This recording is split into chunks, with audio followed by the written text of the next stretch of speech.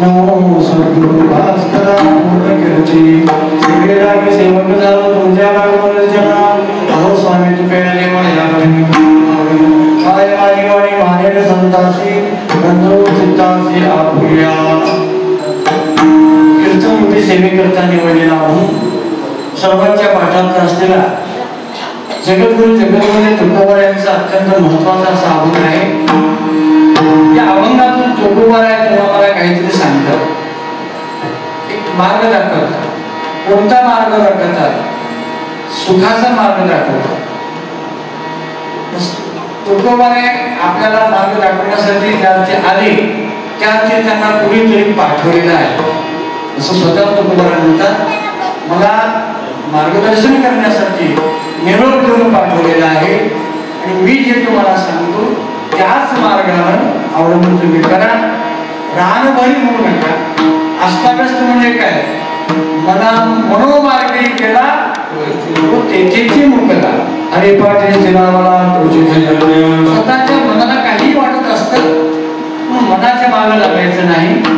मनाला केंद्रित करायचं, मनाला एकाग्र करायचं आणि मग योग्य मार्गदर्शनाने जर आपण वाटचाल केली तर तुमच्या मनात जे काही तुम्हाला वाटतं त्या मनाचे संकल्प पूर्ण होतात.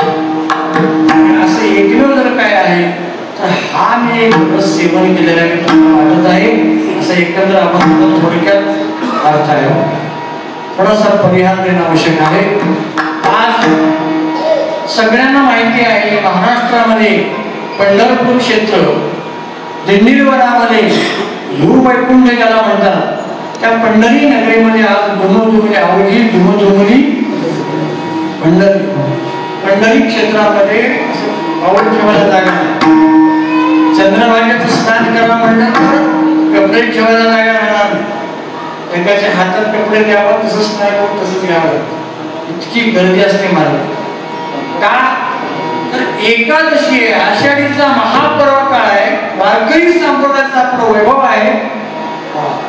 प्रत्येक एकादशी वेगवेगळ्या जरी असल्या पण प्रामुख्याने 4 एकादशी मुख्य आहेत. ते सगळ्यांनी करावं असा दंड काय? आषाढी, कार्तिकी, माघ आणि चैत्र 4 वारी आपल्याला सांगितले. वारीलाही जा आणि एकादशी सगळ्यांनी करा. बाकीच्या 15 एकादशी कोणी करत न करत त्यातल्या त्यात 4 पैकी 2 तरी विशेष महत्वाचे. आषाढी कार्तिकी विसरू नका.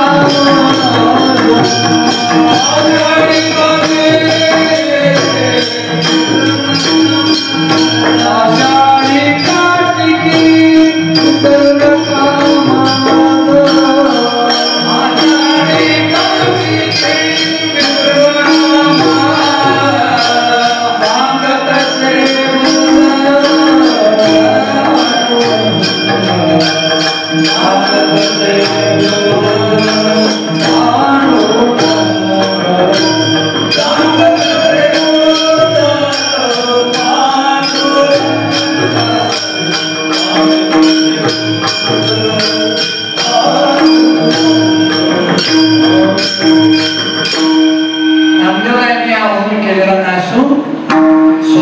देवाने सांगितलेला हा अभंग. नामदेवाच्या गाथ्यामध्ये भगवंतानेच नामदेवाला सांगितलं आषाढी कार्तिकी विसरू नका सांगत से पांडुरंग. आषाढी किंवा तुम्ही म्हणाल आषाढीला गेलं तर बनायला दिसला. आषाढीला नाही कार्तिकीला जातो बरं का. कार्तिकीची वारी असते. आषाढीला खूप मोठी गर्दी असते. सगळ्यांना माहिती आहे. 10 लाख 15 लाख वारकरी जातात. कारण आळंदी ते पंढरपूर पायी वारी असते आणि इकडून जाणारे काही वारकरी असतात. मोठी गर्दी होत असते आणि आपला पर्वकाळ असा आहे. महाराष्ट्रामध्ये एक विशेष वाटतो, मला फार चांगलं वाटतं. आमच्या कर्नाटकामध्ये तसं दिसून येत नाही.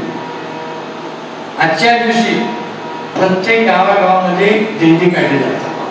नगर परिषद जे 16 पंढरपुरामध्ये आहे ते 16 मध्ये आपण या ठिकाणी प्रसाद म्हणून घेतलेला आहे. ज्याला जाता नाही तो 16 मध्ये दिंडी काढली. आज एकादशीला अशी नगर परिषद दिंडी काढली जाते, भजनाचे जयघोष जसं सत्यामध्ये निघते ना त्याप्रमाणे. आणि योग असा बघा, आज दिंडी झाली, पुन्हा संध्याकाळी कीर्तनाचा कार्यक्रमाचा योग. आज एकादशीचे कीर्तन व्हायलाच पाहिजे, पण योग असा आहे हरिभक्ती परायण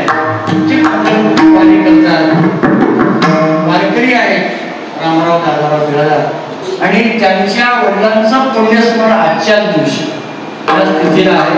प्रतिवर्षाला मला वाटतं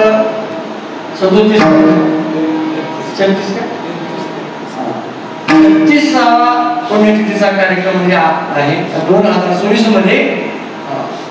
वैकुंठवासी दादाराव म्हणजे बिरादार यांच्या पुण्यतिथी निमित्तानं आणि आषाढी एकादशीचा योग साध्य झालेला आहे. म्हणून कसं आपल्या शेजारी देवणीला हे सप्ताह चालू आहे, या सप्ताहातूनच आपल्या सेवेला या ठिकाणी मी आलेलो आहे.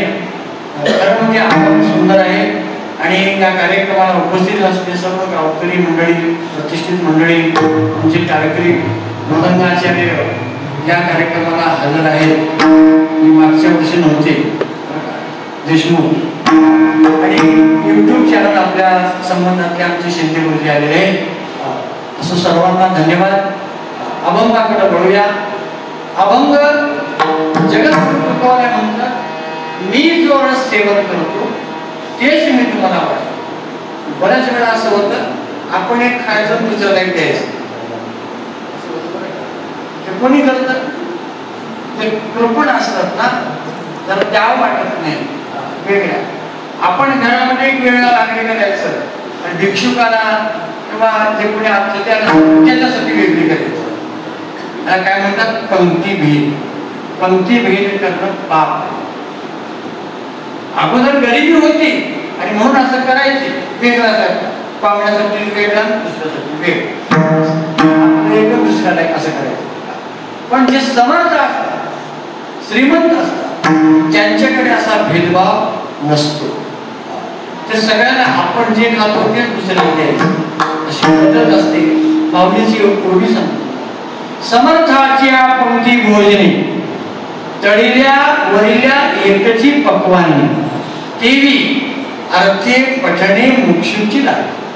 म्हणजे वारकरी संप्रदायामध्ये कीर्तन करणारे, भजन करणारे, कीर्तन श्रवण करणारे सगळ्याला एकच फळ मिळतं.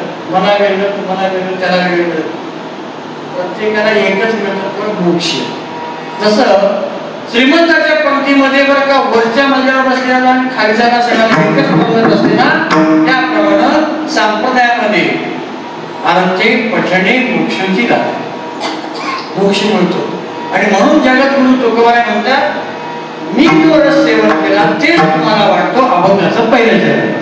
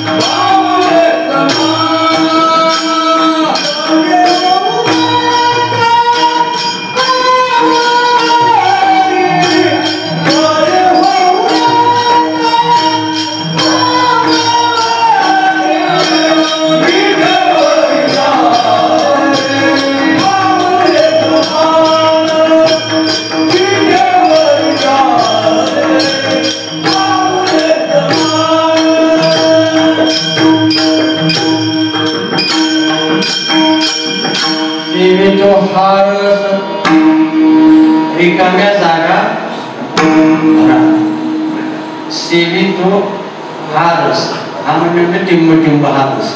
कोणता रस सांगितले बरं का? काही वेळा विद्यार्थ्याला पेपर सोडताना रिकाम्या जागा भराव्या लागतात, तसं तुम्हाला विचार करावा लागते तर कोणता रस सेवितो हा रस वाटितो अनेका. पण एवढा अर्थ असा आहे, मी जो रस सेवन करतो तोच तुम्हाला वाटतो. वाटितो अनेक म्हणजे की अर्थ पूर्ण बदल.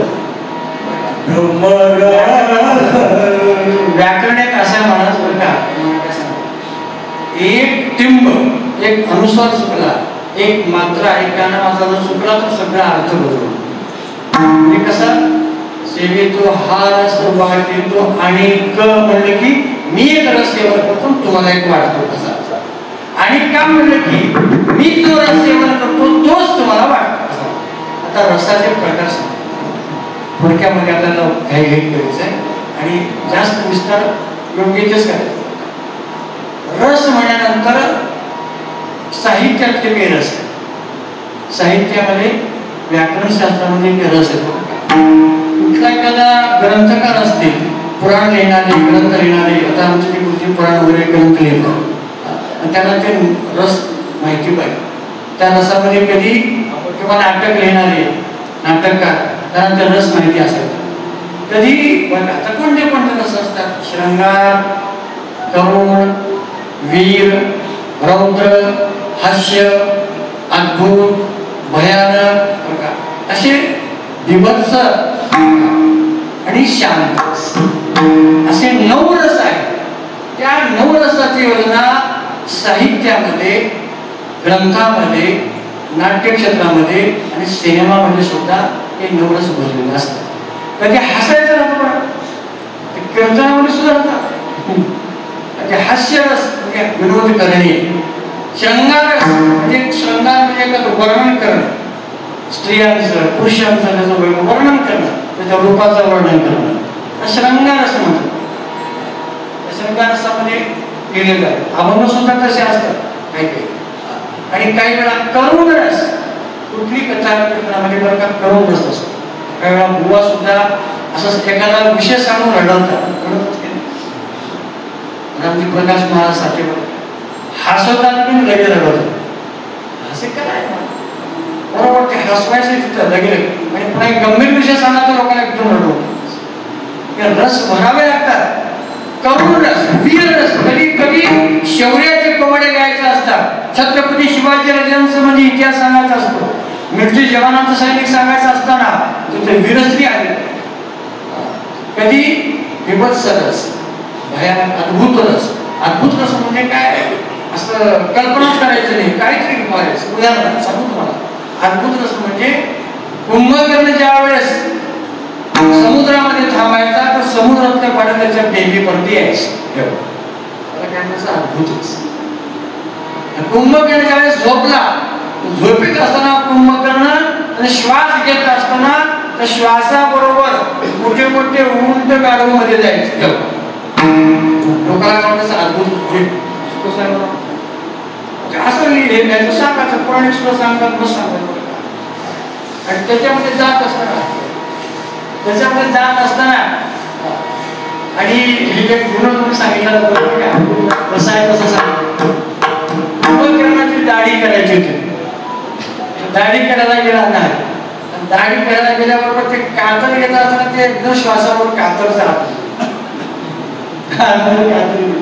ते म्हणा आता कातर मध्ये गेले मग कसं करावं. त्यावेळेस ते कातर उघडण्यासाठी हळूच मध्ये उपाय टाकून गेले. तसं वाटून असं गेल्या मंदिरामध्ये जावं असं हळूहळू चालला होता. हे अर्ध्यामध्ये गेला होता. तिकडून एक माणूस आला. राम राम तुम्ही कसं काय, तुम्ही कसं काय. माझी कातरी गेलेली कोणी कातर गेली तुमची. आता 4 महिन्यापासून बघतो माझा हुंड घ्यायला मिळणार. तुमची कात्र काय मिळत आहे.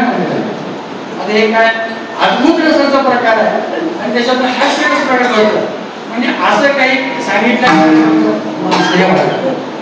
कसं श्रृंगार करुण रौद्र अद्भुत हनुमंताचं वर्णन करताना रौद्र रस आहे, भयानक असं उग्र स्वरूप होतं असं सांगितलं.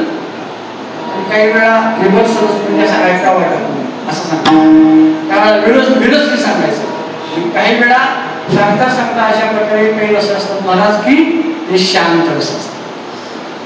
श्रृंगार करुण रौद्र वीर हास्य अद्भुत भयानक आणि विभत्स आणि शांत रस, शांत नवरस आहेत ना. या नवरसापैकी कोणता रस आहे का तुम्हाला जे सांगतात ते सापडत नाही. अभंग वेगवेगळ्या रसामध्ये केले पण नेमकं तुकोबराला कोणता रस सांगायचा ते इथं आपण बघायचं नाही किंवा इथं सापडत नाही, साहित्यामध्ये मिळत नाही. परसरा व्यवहारामध्ये तुम्हाला सगळ्याला माहिती नसेल. एक उन्हाळ्यामध्ये जे आंबे असतात ना, पुरणपोळीचा स्वयंपाक केला की आपण रसपोळी करतो का, कोणता रस असतो आंब्याचा रस माहिती आहे का सगळ्यांना, आम्ररस त्याला म्हणतो का. आंब्याच्या रसाचा स्वयंपाकच आगळा वेगळा काय गोड होतो मला सुद्धा.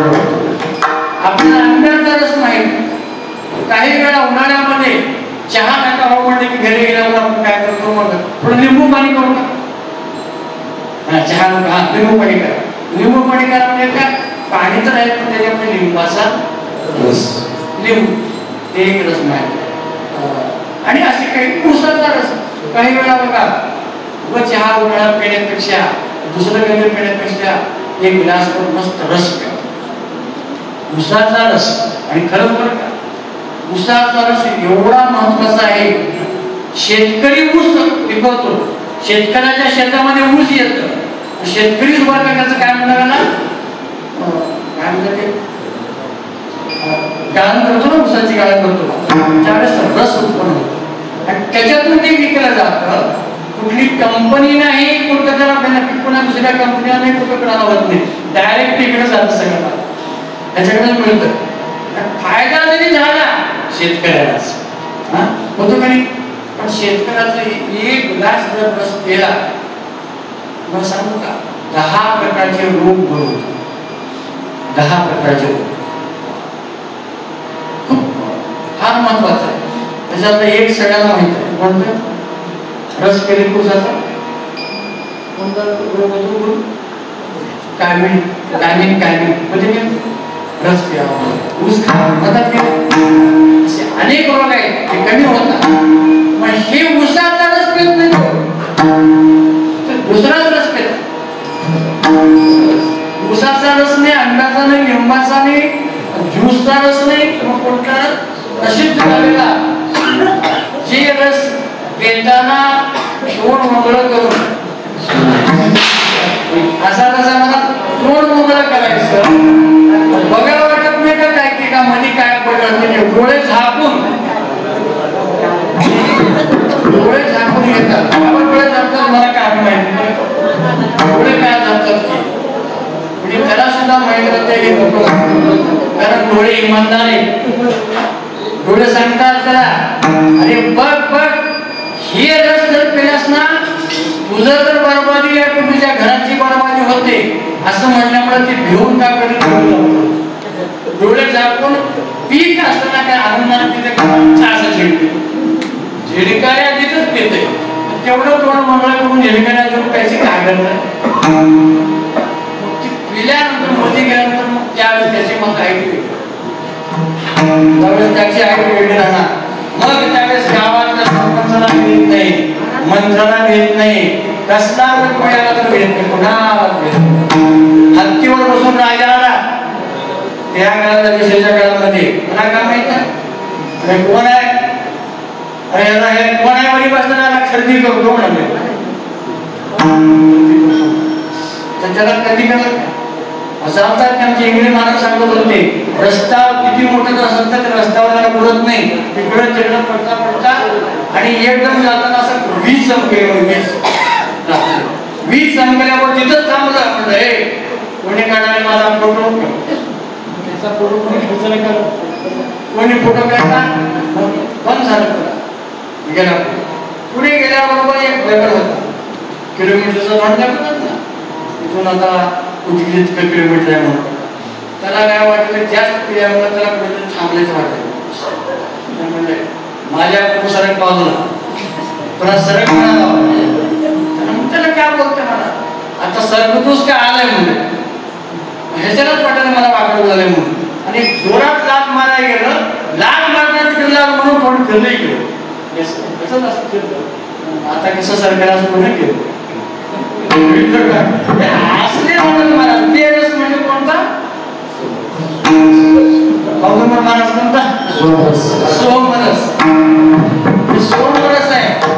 सोमरस चांगलं नाव दारू शराब असं म्हणण्यापेक्षा सोमरस नाव. आता सगळे रस कमी झाले या रसाची किंमत जास्त रसाची किंमत वाढली.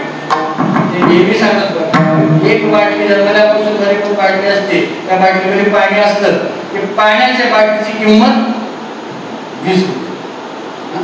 तेच पाणी संपल्यानंतर त्याच पाण्यामध्ये दूध घातलं 1 लिटरच्या किती किंमत झाली 60 रुपये. दूध दिल्यानंतर त्याच बाटलीमध्ये पुन्हा 10 रुपये किती झाली किंमत. तेवढी बाटली जाईल काय किंमत झाली मला काय माहित नाही पण तेवढ्या बाटलीची किंमत लई वाढली. आता किती त्याला सुरू आणलं कोणी आता एवढी किंमत होते. त्याच्यापेक्षा सगळं स्वच्छ धुवून काढून त्याच्यामध्ये तूप बनलं 1 लिटर तूप किती झाली किंमत 800 वाढलेली किंमत. आता कशावर किंमत वाढलेली बाटलीची किंमत वाढली का बाटलीमधल्या वस्तूची किंमत वाढली. बाटलीत कोणती वस्तू आहे त्याच्यावर किंमत वाढली आहे की नाही. मग हे बाटलीच आहे शरीरवृत्ती बाटली आहे. या देहामध्ये दूध असं किंमत वाढली. हे कसं आहे ना तिकडे उलट होते बरं काही किंमत वाढत जाते. आणि तूप आज मारवाडी समाजामध्ये ब्राह्मण समाजामध्ये तूप जास्त का तुपामुळे सात्विकपणा येतो बुद्धी वाढते आयुष्य वाढतं शांती मिळते मन समाधान राहतं अनेक त्याचे फायदे आहेत आणि म्हणून तूप घेतात. पण आपण काय करतो दूध विकायचं तूप विकायचं एक तर चहापत्ती साखरपत्ती आणायचं नाहीतर दारूच्या दुकानात जायचं काय. आणि अशा गोष्टी आपण केल्यामुळे लोक करावं ते करत नाही खावं ते घेत नाही. मनाच्या मागे जाता त्याला म्हणायचं दान भरी श्रीत्वारस वाटितो अनेका घ्या येऊ नका रान भरी. तुम्ही रान भरी होऊ नका. आपल्या मनाला काही वाटतं एक मनाचा स्वभाव आहे. मन पाण्याचा स्वभाव कसा आहे पाण्याचा पाणी पडलं तर कुठं जातं जडाला जाते का उतार उतार जिकडे तिकडे जात स्लॅब वगैरे घातलं ते पूर्ण असं उतार ठेवतात तिकडेच पाणी होतं. उताराला जायचा स्वभाव पाण्याचा. तसं आपल्या मनाचा स्वभाव तसंच खाली जायचं वरे जात नाही. आणि त्याच पाण्याला वरती घ्यायचं असेल तर काय करावं लागेल मोठं बसवलं आहे आणि त्याला वर घेता. त्याप्रमाणे हे मन अधोमार्गाकडे जातं. मन चंचल आहे. चंचल मी म्हणा कृष्ण प्रमाणे बरोबर तस्याम निग्रहणे वायु सुदुष्करम. हे मन कैसे केवडे ऐसे पाव मन तरी मन सापडे. हे रविरा गाया थोडे त्रैलोक्य लयला. हे मन कसं आहे केवढ्या सापडत नाही आणि बघायला राहायला त्याला त्रैलोक्य पुरत नाही. बहिणाबाई जाती लढत असताना म्हणायची मन मोढाय मोढाय मोढ्या ठिकाणच किती हकरा हकरा किती सुंदर कविता आहे. एक सामान्य स्त्रीवर कंगराक्षरी रचना एवढी सुंदर केलेली आहे. मनाला ओढाळण्याची उपमा दिली आणि म्हणून मन भरकटत जातं. मन वाऱ्यासारखं वेगवान आहे. मन चंचल आहे चपळ आहे भरकटण्यासारखं आहे. ओढाळ मनाची उपमा दिलेली आहे. म्हणून या मनाला स्थिर करण्यासाठी रान भरी होऊ नका मनाच्या मार्ग लागू नका. मन मार्गे गेला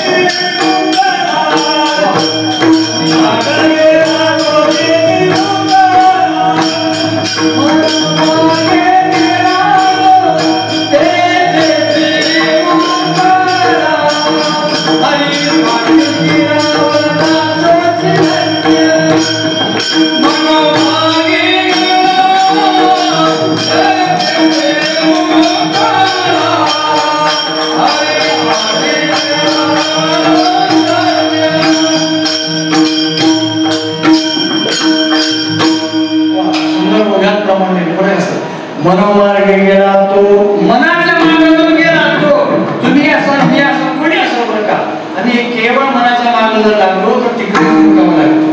आणि जे तिकडे चालतात तिकडे येतात. हरी वाटले स्थिरावला तोचे धन्य, ते धन्य होतात.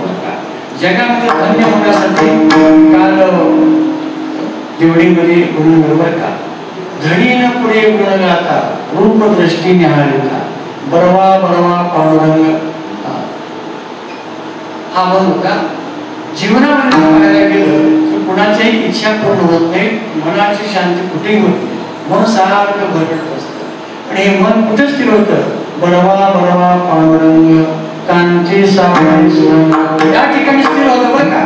म्हणून याच्यामध्ये काही सिद्धीचे प्रकार सांगितले.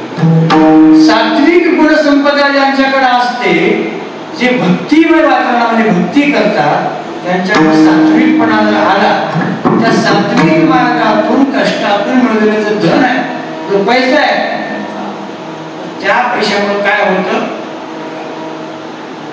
ते हनुमान चालीसामध्ये अष्टमहासिद्धी नवनिधी दाता असं वर्णन केलं हनुमंताचं. त्यांना अष्टमहासिद्धी प्राप्त होत्या आणि नवनिधी प्राप्त होत्या. निधी म्हणजे संपत्ती, ऐश्वर्य. कोण कोणते थोडक्यात सांगून जातो. पद्मनिधी, महापद्मनिधी. पद्मनिधी म्हणजे सात्विक मार्गातून मिळवलेली संपत्ती ज्यांच्याकडे असते, पिढ्या पिढ्या. काही काही माणसं असं राहतात, किती दिवस स्त्रीमध्ये तसंच राहतात, बदल. आणि महापद्मनिधी ज्याला म्हणतात ना, ते सात्विक मार्गात राहतो, पण त्या मार्गातून मिळवलेली निधी, हे संपत्ती 7 जन्म. 7 जन्म जे राहतं संपत्ती, 8व्या पिढीला काही मिळत नाही. असं आहे जगामध्ये. आता बघा पडतं कोणी कसं आहे, कोणी कसं आहे. त्याच्यामध्ये पुन्हा नीलनिधी म्हणून आहे. नीलनिधी काय करते, तर त्या निधीमध्ये सत्व आणि रजोगुणाचं मिश्रण.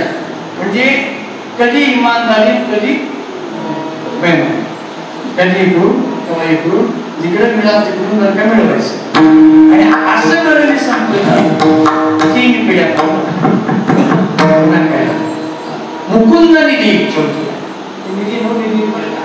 त्या मुकुंद निधीमध्ये जे मिळवत असतात त्याला असं वाटतं की माझ्याकडे संपत्ती राहावं, मला श्रेष्ठ समजावं, आणि म्हणून आपलाच विचार करतो, तो दुसऱ्याचा कोणाचाही विचार करतो. अशी निधी असताना त्या माणसाकडं कृपण असतो, भरपूर असतं. सरकारी स्कीम त्यालाच मिळते, मित्राकडून मदत त्यालाच मिळते, सूर्यनारायणाकडून त्याला काय सगळी मदत, सगळं प्रचंड पैसा राहतो. तेवढं असून सुद्धा तो स्वतःचाच विचार करतो, ना मायाचा नाही, बापाचा नाही, ना बहिणीचा नाही, भावाचा नाही, कोणाचाही विचार. अशा होती संपत्ती. एकच पिढी आहे निधी, एकच पिढी. एक पिढी पण नंतर आणि सगळं मोठं होतं माणूस. असं कसं झालं, सगळं गेलं बघा. करोडपती असला आता रोडपती झाला, करोडपती होता ना आता रोडपती झाला, अशी अवस्था आहे.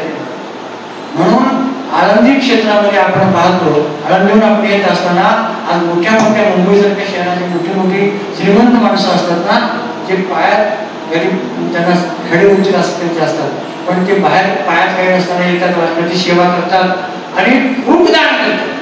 दान का करतात, तर आपल्याला मिळालेल्या संपत्तीतून जे दान केलं जातं ना, तर ती संपत्ती टिकते, नाही तर संपून जाते. पुढे अशा काही नवनिधी पुष्कळ सांगितले. शंखनिधी आहे, पैकी शंखनिधीचा प्रकार आहे, कश्यप निधी आहे, आणि वेगळ्या वेगळ्या अशा नवनिध्या सांगितल्या. त्याच्यामध्ये पुढे असं वर्णन केलेलं आहे. काही लोकांनी हे जसं आपल्याकडे केलं, शंखनिधीमध्ये असं केलं जातं, सगळं काही मिळवायचं, परंतु ते स्वतःला तर खात होतं, दुसऱ्याला काही देत नव्हतं. त्यांना दुसऱ्याला बी देणं, स्वतः बी खायचं, असं काही करत नाही. आणि प्रशंसा माझीच व्हावी, माझाच मला सन्मान व्हावा, मला सत्ता मिळावी, मला सीट मिळावी, सारखं वाटतं. आणि सांगितलं त्या शास्त्रामध्ये तसे व्यक्ती आपण धक्का मारला असं काहीतरी होतं, तरी सुद्धा त्यांना उचलून न्यावं लागतं, खुर्चीवर बसवावं लागतं, मान सन्मान त्यांना मिळतोच अजून सुद्धा. ते निजाम असे काही जगामध्ये मिळतात आणि या प्रकारे असं होता होता की नवनिधी प्राप्त होण्याचं सुद्धा कारण सत्व रजतम तमोगुण प्रधान असलेली संपत्ती नाही, अजिबात आतंकवाद तमोगुण प्रधान आपण मिळवली संपत्ती आतंकवादी होतात ना, असे फक्त शस्त्र अस्त्र ठेवायचं आपल्या जवळ आणि युद्धाचा विचार करायचं, मारण्याचाच विचार करायचं, बाकी काय असे काही माणसं जन्माला येतात. आणि याच्या पलीकडं आमच्या हनुमंताला हे नवनिधी प्राप्त होत्या. अजून मी सांगू, अष्टमहासिद्धी त्यांना प्राप्त हनुमंत उगाच आठवण सांगतो. 8 सिद्धी आहेत, तसं पुष्कळ 18 आहेत, पण 8 मुख्य आहेत. अणिमा, महिमा, लघिमा, प्राप्ती, प्राकम्य, ईशत्व, वशित्व आणि ईशत्व असे 8 महासिद्धी आहेत. यापैकी अणिमा सिद्धी कशाला म्हणावं? अणिमा म्हणजे एक सिद्धी आहे. सिद्धी म्हणजे कुठे तपश्चर्या करून होते किंवा सत्संगामध्ये आपलं आचरण चांगलं असेल तर सिद्धी प्राप्त होते. मग ते पूर्वीच्या असं कथा होती, आता होते का लोकांना खरं वाटत नाही. असं कुठं होते का? असं कुठं होते का? आज तुम्हाला सांगितलं, आज आपण आपल्या होणारीमध्ये बसल्या बसल्या जर टीव्हीवर बटन दाबलं तर आपल्याला दिल्लीच काय साहित्य सध्या बघायला मिळतं म्हणलं कुठे वाटत तिथल्या वेळेला मला दिसते वाटतं की, पण यंत्र साह्यानं आज आपण बघू शकतो. तसं पूर्वी मंत्रयुग होतं, मंत्राच्या साह्याने काय करत होते, मंत्राचा एवढा प्रभाव होता. अणिमा सिद्धी म्हणजे आपलं शरीर लहान करत, लहान लहान करायचं आणि आपलं सांगायचं. कुणी केलं? नामदेव आहे, ज्ञानोबा आहे, तहान लागली, भागामध्ये गेले, नामदेवला तहान लागली, जिम्मेदारी आपल्यावरती म्हणून ज्ञानोबांनी केलं. विहिरीकडे जवळ गेले, विहिरीच्या तळाशी पाणी होतं, तर काय करावं? पाण्याची तिथं टंचाई होती, पाणी मिळत नव्हतं. ज्ञानोबांनी लहान चिमणीसाठी घेतलं, आतमध्ये गेले, आपणही पाणी पिले, नामदेवाला पाणी सिद्धी. आणि मग हनुमंतरायांनी लंकेमध्ये प्रवेश केलं, लहान राक्षसीना तिला घेऊन टाकला. हनुमाने ओळखलं, रूप बारीक धारण केले आणि पोटातून पुन्हा बाहेर ऐकलं की नसतं प्रणाम नाही करत. महिमा प्रचंड करणं, शरीर मोठं करणं, शरीर मोठं आपण करायचं एक सिद्धीचा. आणि महिमा सिद्धी म्हणजे काय? पूर्ववत शरीर, लहान नाही ना मोठं नाही, आणि की आहे का? चौथी सिद्धी आहे प्राप्त सिद्धी. प्राप्त सिद्धी म्हणजे काय? आपली जी इच्छा आहे ती इच्छा प्राप्त करून घ्यायचं, एकदम अदृश्य व्हायचं आणि कुठेही जायचं. एक चित्रपट केला होता बघा, मिस्टर इंडिया म्हणून, मिस्टर इंडिया म्हणून. ते काय करतं, सगळ्यांचं राहायचं, एकदम रूप व्हायचं, तिथं तिथंच करायचं, काय घ्यायचं ते घ्यायचं, निघून जायचं, पुन्हाच करायचं, दिसायचंच नाही. तसं अदृश्य होऊन जायचं, ते प्राप्त करून घ्यायचं. प्राकम्य सिद्धी त्याच्या पुढची येणार, ती सिद्धीची, त्या सिद्धीच्या अजून काही लोक सिद्धी प्राप्त करून घेतात, पण सिद्धीचा थोडाही गैरवापर केला समजा ती सिद्धी त्यांच्या जवळ राहत. प्राकम्य सिद्धी काय करत असते? जमिनीवर असलेला मनुष्य आकाशामध्ये उडायचं. कशी सिद्धी आहे बघा, आकाशात उडायचं, समुद्रावरून पायवाट करून जायचं. ज्ञानेश्वरीमध्ये होते, समुद्रावरून पायवाट करता येते, हे प्राकम्य सिद्धी आहे. आणि याच्या पुढच्या 2 सिद्धी आहेत, तो थोडक्यात सांगतो. एक वशित्व आणि विशित्व. वशित्व सिद्धी म्हणजे काय? आकर्षण एवढं त्याच्याकडे असतं, जिथं गेलं तिथं त्याचा झेप. महाराष्ट्रात आला काय, कर्नाटकात आला काय, दिल्लीत गेला काय, तेवढं तर बाहेरच्या देशात घेतलं की त्याच्या मागच होत. काय गमत आहे काय होणार, त्याचा झेप होणार, त्याने शब्द बोलला त्याच. असे काही राजकीय क्षेत्रामध्ये सुद्धा आहे, त्याच्यामुळे एवढं बदल असतं सगळं.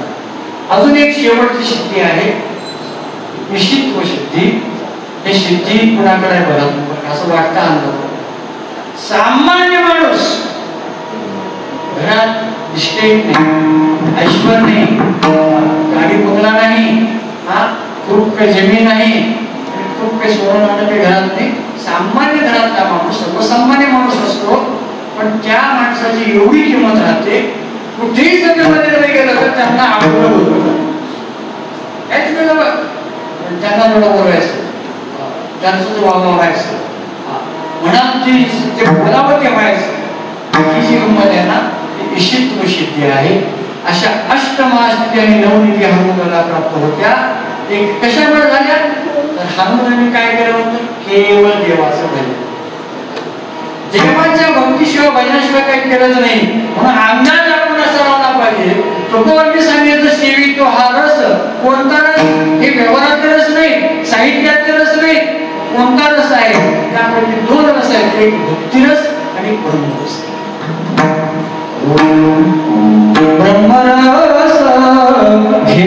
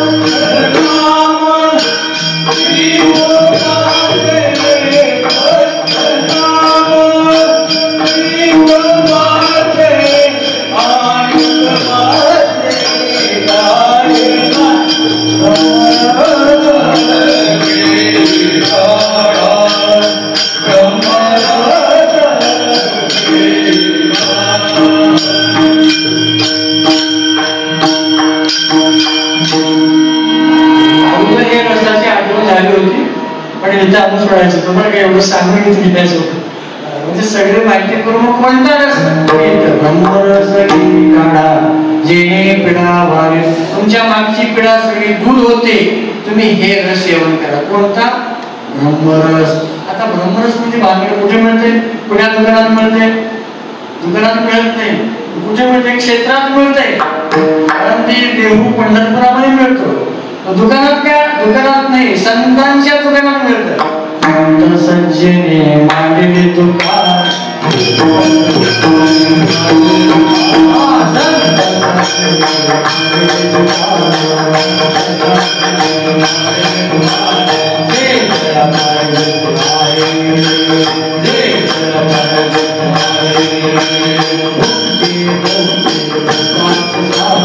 Oh,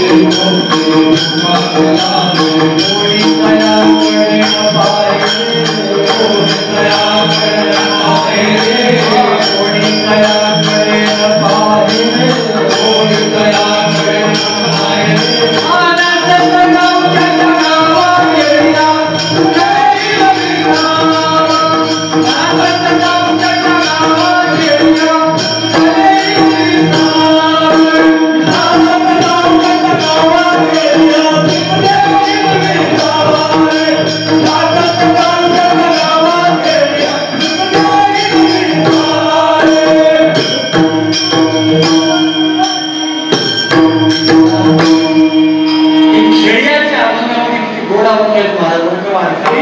आणि असे काही अभंग काकडा हरिपाठची वारीमध्ये गेले दिंडीमध्ये तिथं माहिती होतं बरं का. पण तिथंच बरेच लोक तिथं जातात पण दिंडीतच राहतात. गळ्यात का नाही ना दिंडीच्या लाईन मध्ये नाही. कुठल्या लाईन मध्ये इकडं फरमाच्या लाईन मध्ये तर नंतर बघ काय इकडे काहीतरी देव झाले म्हणजे ते काय नाही कपडे दिले म्हणजे त्या लाईन मध्ये थांबायचं. कुठं तर जेवायच्या लाईन मध्ये थांबायचं. कुठं थांबायच्यानंतर कुणीकडे पुढे माहिती नाही या दिंडीचा मुक्काम आता कुठं आहे जेवायला कुठं जाते तेवढं माहिती जाते. तोपर्यंत दिंडी सोडूनच फिरायचं. आम्ही बघितलं बरं का आम्ही बी तसंच करतो. असंच पुन्हा लक्षात आला आला कशाला दिंडीला तिथल्या लोकांनी म्हणजे महाराज तुम्ही एवढं ज्ञान आहे तुमच्याकडं एवढं सुंदर पोषण करता कधी बी दिंडीत त्याला घेऊन नाही. मला त्या बुलढाणा तिकडं त्या महाराजांनी म्हणलं हे लोक संगतीचे म्हणून मला काय काय घ्या म्हणून सांग तिकडून काय तिथं काय एक एक बाया तर महाराज 4-4 मला शेंगदाणे घेऊन घरला तिकडं तिकडं गेले मग पिशवी जमा करायचा. आणि काही काही एका दिवसात एवढी मजा राहते 2 दिवस मुक्काम पुण्याला राहतो. तुम्हाला कधीच खायला मिळणार नाही गावामध्ये एवढं खायला. राजगिरीचे लाडू मिळतात राजगिरीचे लाडू काय काय आणलं की मला माहित नाही. सगळं खायला ते एक घेऊन खायचं इकडं तर घ्यायचं एक घ्यायचं म्हणलं आता घ्यायचं घेऊ का मागे हात मागे करून पुढे हात करतात मागे हा हातात केळी पण आम्ही पुढे हात करत एक पिशवीच्या सोबत कसं की अक्षरशः पिशवी जड होते पुन्हा पुन्हा पावसात घ्यायला फिरव वाटत नाही. मग काय करा का वाटतं का पुन्हा देताय म्हणतात मला घेऊन म्हणलं की टाकून अशी अवस्था मला काय काला काही करू स्वरून आमच्याकडे पाऊस सासवडपर्यंत येते. सासवडपर्यंत आम्ही तिथून थोडं कमी होते द्यायचं. मग आता इथून काही जास्त देत नाहीत काही इथं सोलापूर येणार लागले देत काही तिकडं लगे गाडी धरून गावाकडे आणि सोळ्याच्या बरं असं काम काय अडचणी द्यायचं पण झालं खायला मिळणार नाही. आता ह्याच्यात काय करते का जावं लागते मला हरिपाठात थांबावं लागतं म्हणावं लागतं. कसं म्हणतात का तसं नाचत जाऊ त्याच्या गावात खेळी असू कधी येईल जावा मग त्या क्षेत्रात म्हणून म्हणतात ना. आणि तोच विठ्ठल परमात्म्याचं जे पद्य सांगायचं ना तोच ब्रह्मरस आहे. अजून एक प्रमाण सांगतो मी सांगतो कसं आहे कोणता रस हे रस जगाच्या पाठीवर जेवढे काही रस म्हणून आपण घेतो ते रस सगळे विठतात. फ्रीज मध्ये ठेवा कुठे ठेवा नासून उष्णातला रस ते बी आंबट वाटायला हो अंडाला सुद्धा वास कसलाही रस तुम्ही आणून ठेवला ते रस संपलं की ते खावं आज तुमच्या खावं नाही. सकाळी केल्यावर कपडून आपलं रस रात्री खावं वाटतं का वाटत नाही. ते रस सगळे विकणारे साहित्यात मी म्हणून आमच्या गुजरात वेळेस मी फोन बोलत होतो तासवर मला तर असं वाटलं जगामध्ये खाण्याचे पिण्याचे जगण्याचे राहण्याचे बघण्याचे जेवढे रस म्हणून वाटतात माणसाला ते रस एक दिवस सगळे होता ठिके पडतात. ज्या समजा साहित्यातलं रस शब्द सुद्धा कमी पडतात काय करत त्याच्यात काय होणार असं वाटतं. सगळं विफल होतात काहीच नाही. पण जीवन एक असं तुम्हाला दोन सांगतो. 2 पक्षी आकाशात उडणारा पक्षी आणि एक पाणी आहे त्याच्यावर जीवनाची संगती लावतो. जीवनामध्ये तुम्ही कोणताही रस मिळवा जीवनामध्ये तुम्ही सत्ता मिळवा संपत्ती मिळवा ज्ञान मिळवा काही जरी मिळवलं तर ते सगळं मिळवलं एक दिवस काय होतं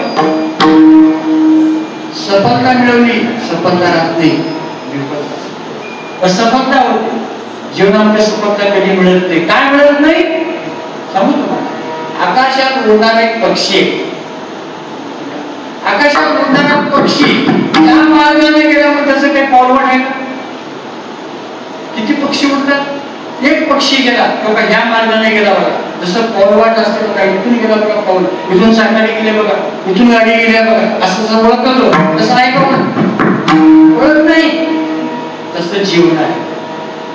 गेलं बरोबर आहे, उडालं बरोबर आहे, तिकडच आकाशी झेप घे पाखरा सोनी सोन्याचा पिंजरा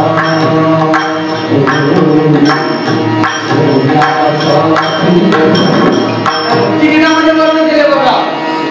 भगवती वैभव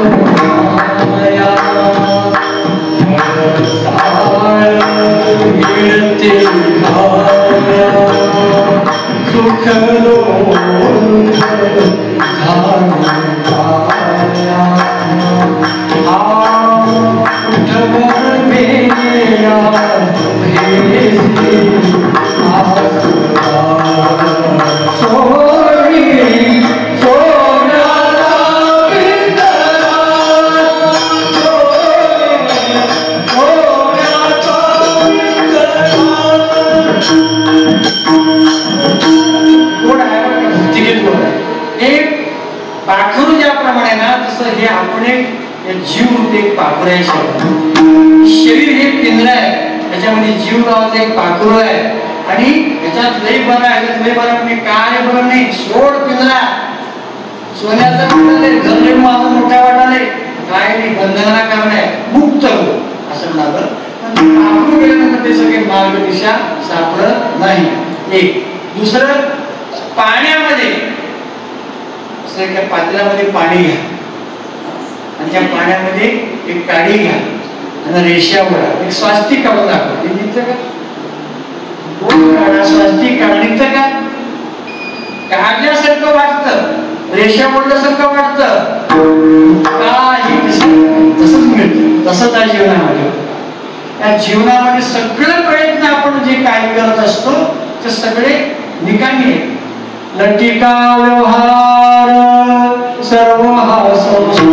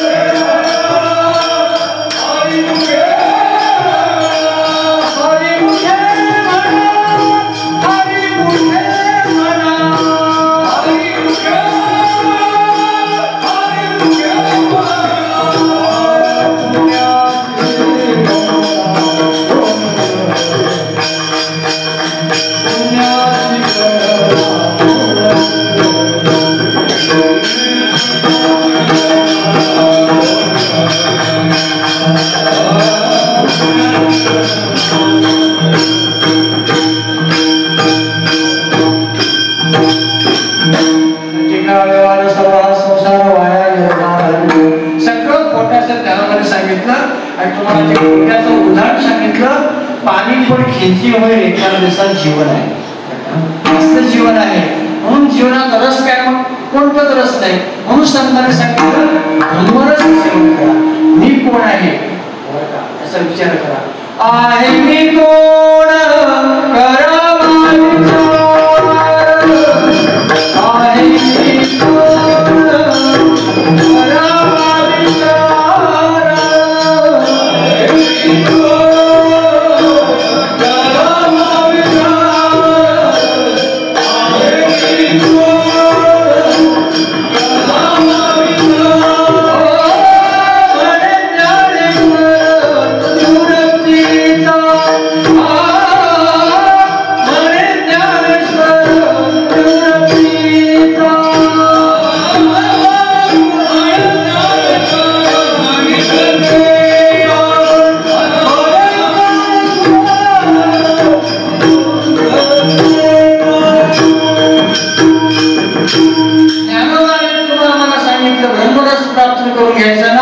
आहे मी कोण करावा विचार, मी कोण याचा विचार करा ब्रह्मरस करतो म्हणे ज्ञानेश्वर निवृत्तीचा पद. ब्रह्मरस मला अवघड वाटायला लागलं. दुसरा एक रस आहे भक्ती रस. भक्तीचं माहिती आहे, भक्ती भोळी भावडी भक्ती असते आणि भक्तीशिवाय मोक्ष मिळत नाही हे सत्य आहे. पण भक्ती आता सांगितलं आपण मिळवलेले सगळे रस एक वेळेस विफल होतात, विटतात, पण भक्ती रस कधी विटत नाही. विटे ऐसे सुख नोहे भक्ती रस, पुढता पुढचे आस सेवा विही. भक्ती रस विटत नाही कधी. पुन्हा पुन्हा कितीही सेवन करा तृप्ती होत नाही, पुन्हा पुन्हा सेवन करावं लागतं. बाकीचं घ्या तुम्ही कुठला रस घ्या, ग्लास घ्या, 2 ग्लास घ्या, पुढे पुन्हा बस मला आवडत 1 ग्लास भरपूर झाला. इथं कितीही घ्या तृप्ती होते, पुन्हा घ्यावं वाटतं. असं काय आहे? भगवंताचं नाम आहे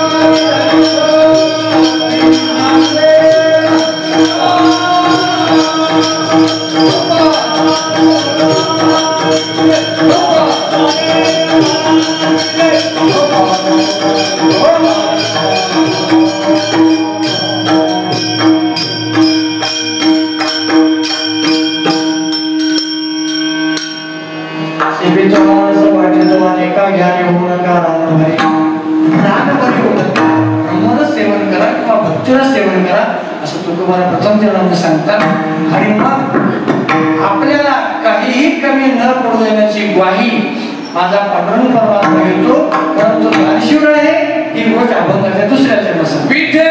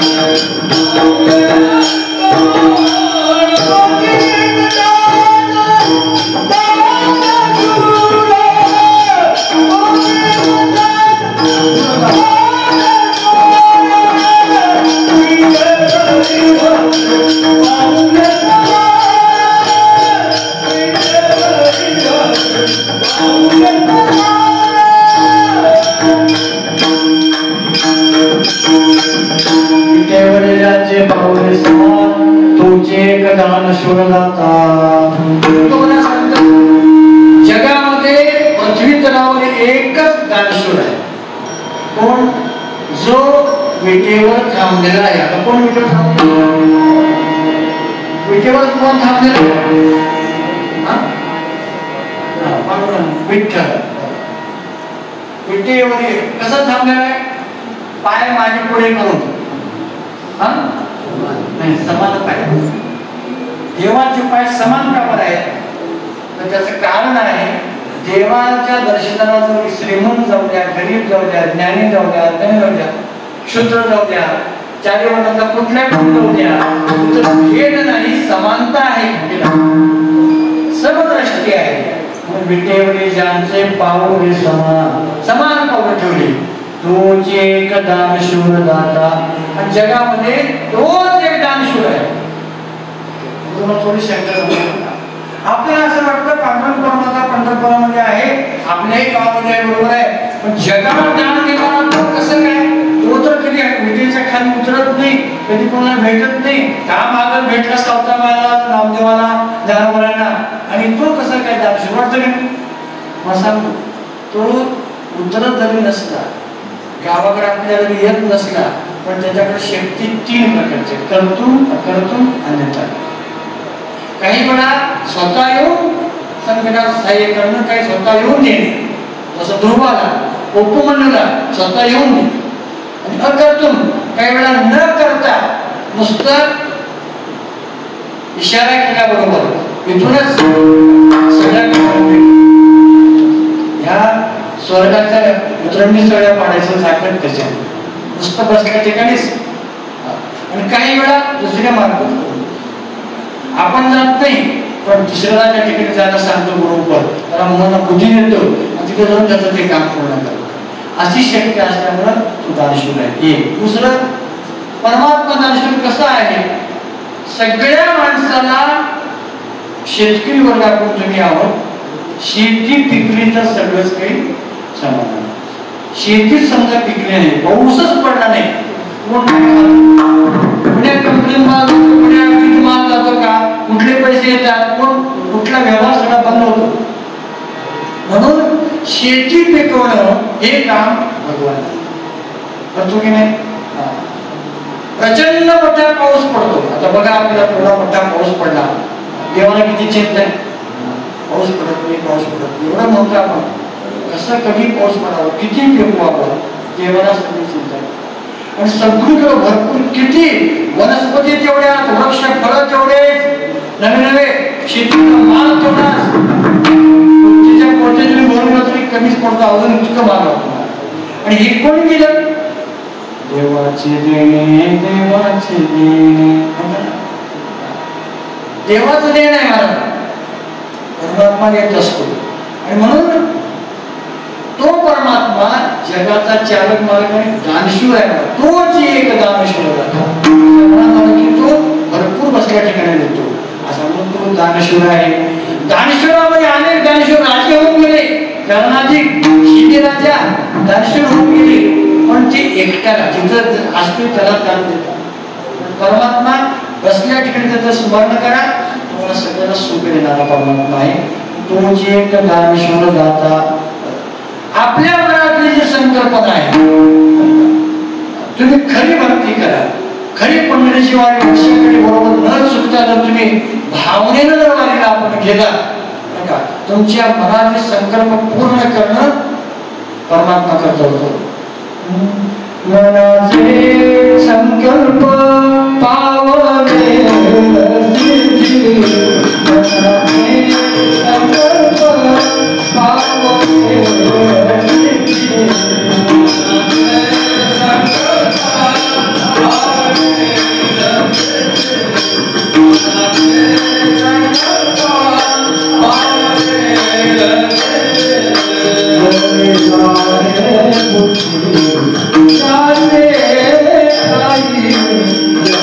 Hare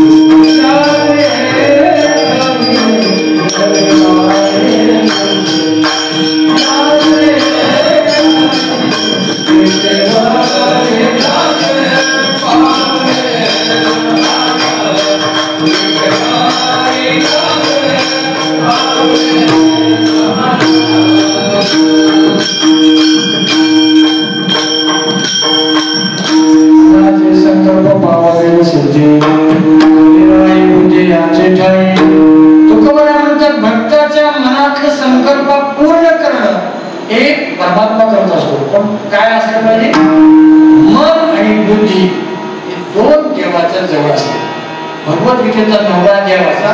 पत्रं पुष्पं फलं तोयं यो मे भक्त्या प्रयुज्यते ततः भक्तिपरतः या श्लोकावरची टीका जर वाचलं तर आपल्याला काय दिसून येतं की देवाला निमित्त मात्र काय फूल द्यावं, पान द्यावं. बेलपत्रीचं पान द्या, एखादं फूल द्या, नाही फूल पान मिळालं तर पाणी अर्पण करा. ते म्हणतात ना भगवान शंकरला काय आवडतं? लोटावर जल, सब समस्या का हल. पाणी दिलं ना झालं का, असं होतं. हे निमित्त मात्र आहे.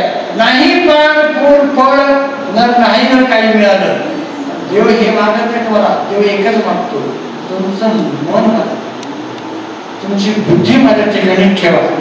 जरी राही बुद्धी त्यांचे ठाई. भगवद्गीतेच्या 9व्या अध्यायातला शेवट असतो. मनमना भव मद्भक्त मध्यादिमान वस्तु मामे वैशिष्टो एवं आत्मना मत्परायणः. तुम नेहमीची करी माझिया भजनी प्रेम धरी सर्वत्र नमस्कारी मगरे गाते. तू मन माझ्या ठिकाणी देऊ आणि मी सगळीकडे असं समजून मला प्रेम दे आणि माझी भक्ती कर असं मागतो. मग काय तुमच्या मनाच्या इच्छा पूर्ण होतात? कसा होतात? माझे मनोरथ पूर्ण करी देवा केशवा माधवा नारायण. नामदेव म्हणाले जेव्हा माझं मनोरथ पूर्ण करा. नामदेवाचं मनोरथ पूर्ण केले. काय केलं? फिरविणे देऊळ नामदेव हाती दूध प्या. अहो कितीतरी अनेक भक्तांनी देवानं काम केलं.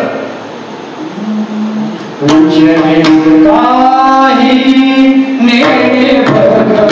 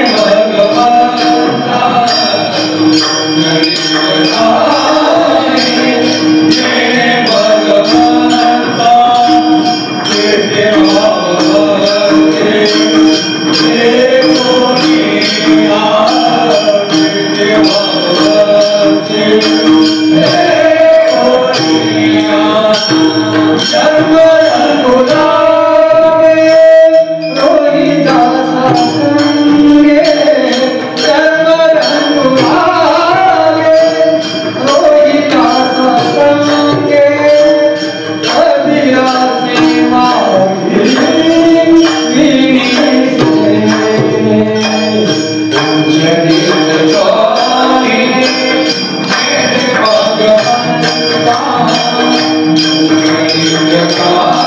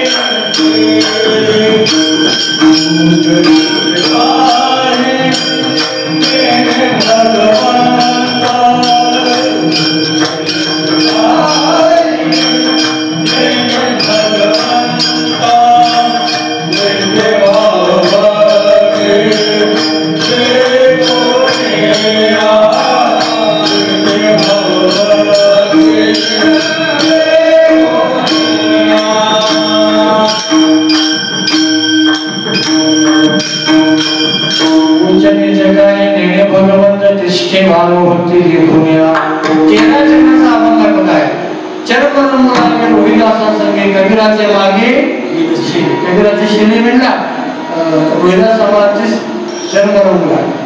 आणि काय केला मीराबाईसाठी खेळतो विषय प्याला धर्माजीचा झाला आणि विदुराच्या गण्याची राशी पुत्र गण्या विदुराच्या वंशी दैत्या गणरक्षी प्रल्हादाची अशी कितीतरी भगवंतांनी काम केलेली आहेत. पुंडलिकासाठी अजूनही तिष्ठ पुंडलिकासाठी अजून उभा आहे का. हे प्रत्येक भक्ताची मनोकामना पूर्ण केली. काय करते काय करते फक्त देवाचं चिंतन केलं एवढंच केलं. आणि म्हणून तुम्हाला सांगतात हे मी सत्य सांगतो मी स्वतः सांगत नाही भगवंतानीच मला तुम्हाला सांगण्याकरता पाठवलं. आपण शेवटचं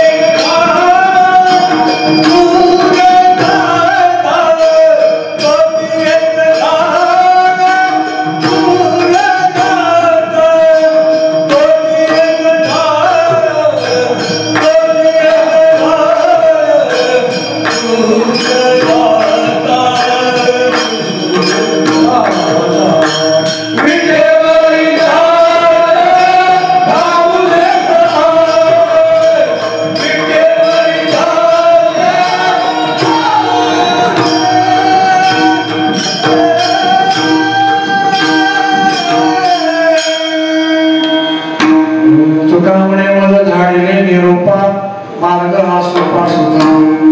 10 मिनिटांमध्ये सेवा संपणार आहे. थोडस गोड चिंतन आहे बरं का शेवटच्या चरणामध्ये. अभंगाचा अर्थ पहा. तुका म्हणे मज धाडीले निरोप. इथे सुद्धा आपण निरोप म्हणलं की मला निरोप दिले म्हणजे काय पाठवले असं निरोप द्या निरोप द्या निरोपा निरूपण करण्यासाठी थोडा शब्दामध्ये फरक आहे. एक काय ना निरोपा म्हणजे निरूपण करण्यासाठी धाडले असा अर्थ. तुका म्हणे मज धाडले. धाडले म्हणजे हे कुठे तुकोबाने दिले नाही. कुठे आम्ही वैकुंठ वासी आम्ही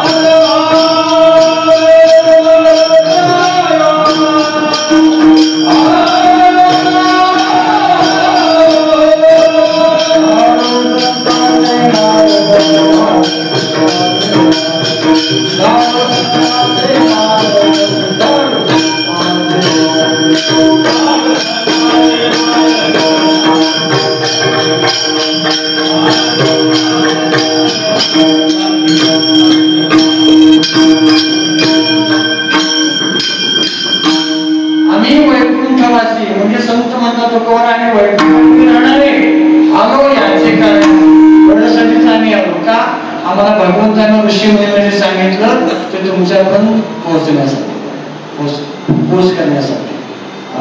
साच भागे वर्ताया झाडू संतांचे मार्ग अडगाने भरणे जग प्रतिष्ठाचा भाग शेषवला तुझे म्हणून धाडीने म्हणे गोड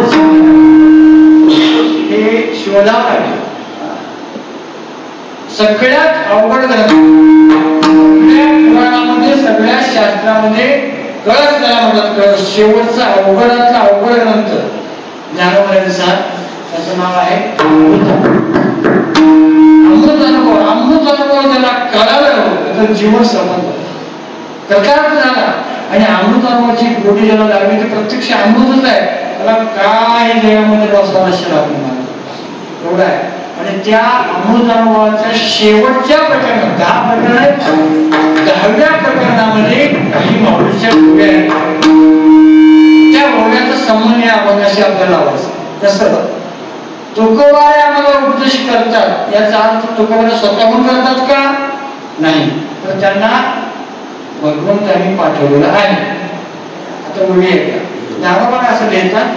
पहिली ओवी आहे परी महेश सूर्याती जिंदली तेजाची स्तुती तया अंतर्वासावरती जगची केली. काय म्हणतात ओवी मराठीत अवघड अर्थ.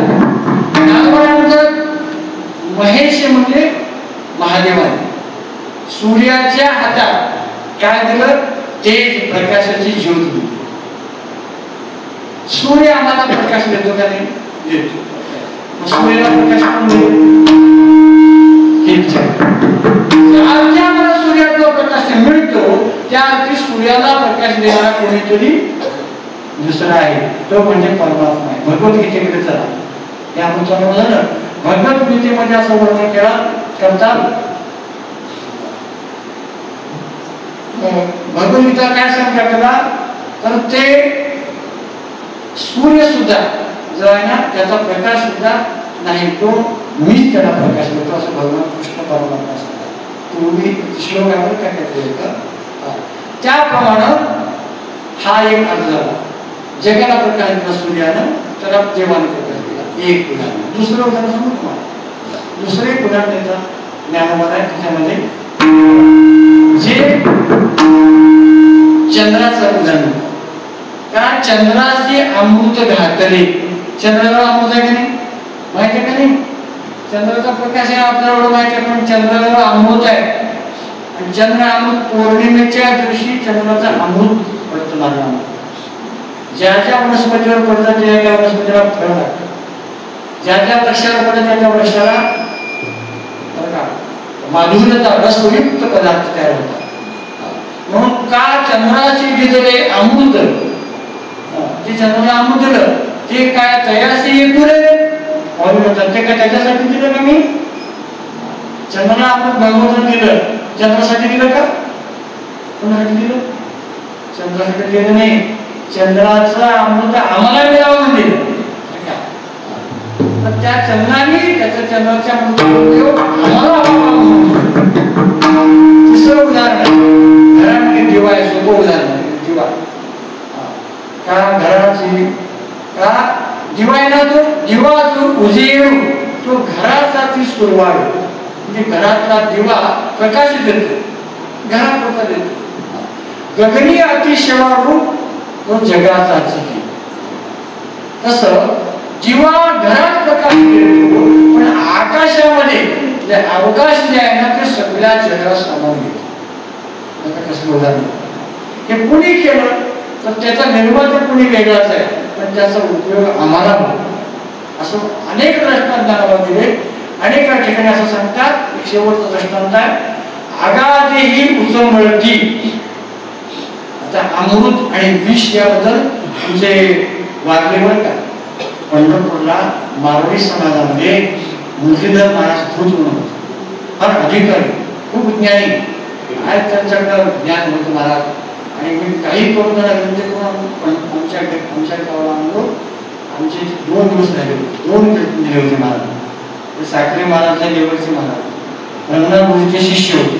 मुरलीधर महाराज तो कोरोनाच्या वेळेस वारले ते महाराज आणि आमची आईकडून त्यांना सेवा घडली घरी आले होते. अधिकारी माणसं त्यांनी अमृत म्हणतो त्यांचाच आहे पूर्ण त्याचा अर्थ त्यांनी केले आणि त्याच्यामध्ये असं नेले विष कसं तयार होतं अमृत कसं तयार होतं.